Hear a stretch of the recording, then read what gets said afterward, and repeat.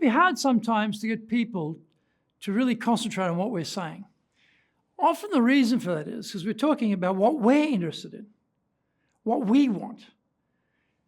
But if we can flip it around and we can talk in terms of things that interest them, you will find people become very talkative. If you happen to discover that a person has a certain hobby or an interest and you ask them about it, that person who wasn't engaged, wasn't energized, a little bit of resistance there, hard to build a rapport, bingo, they change. Suddenly they become very excited, energized. They want to tell you all about their hobby, tell you about what happened. And now they are doing a lot of the talking with passion, energy. Particularly if you're in sales, you want to build rapport with clients. This is a great place to start. But just not even in sales, just generally with people. If you want to get on with people, talk about what they're interested in. Talk in terms of the things that excite them.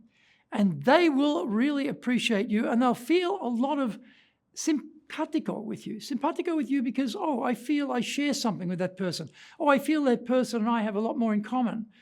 Simply change the direction from all about you and talk about what they're interested in.